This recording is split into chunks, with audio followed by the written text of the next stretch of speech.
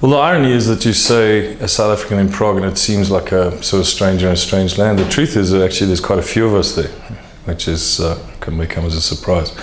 And in fact, I moved from Lowe here to Lowe Prague there on the strength of South African connections. Through they had a South African CD, South African MD, South African traffic lady, a couple of South African creatives.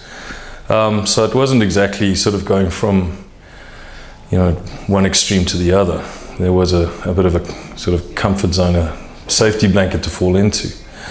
So it was a sort of fairly comfortable transition.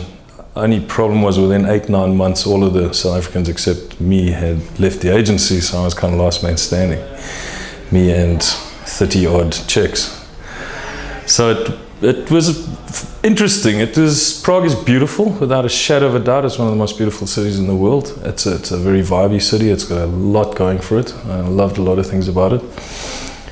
But the European ad industry is not in a great place right now. You know, Europe's in the doldrums economy-wise, and it's showing in the advertising industry. Clients everywhere are cutting their budgets, but they're more so than most. And with the cutting of the budgets comes a conservatism, comes a safety-first attitude. Let's do as little as possible and as safely as possible and amortize the costs as far as possible. So you end up placing a lot of international advertising for the big corporates. One of the biggest accounts on my roster was Unilever, so I was doing a lot of international business and also placing a lot of stuff. So there's that. The local accounts are fairly small.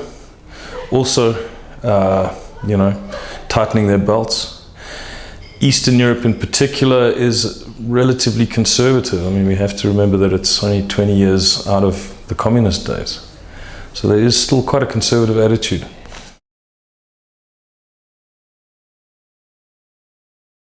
If anything, from a technical perspective and an understanding of what is doable with new technologies and new media and all that kind of stuff, they're probably ahead of the curve on us.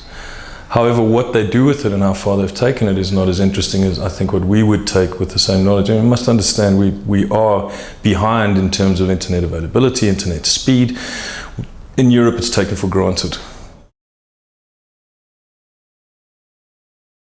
Cocaine and strippers.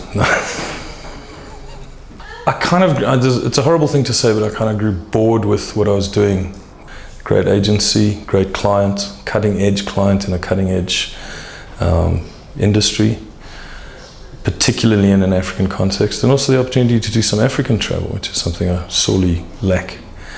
So all of those things together were kind of a no-brainer. I thought, absolutely, let's do this, let's go on a new adventure. Mobile telephony is a hell of a lot more sexy than dishwashing liquid, all things considered.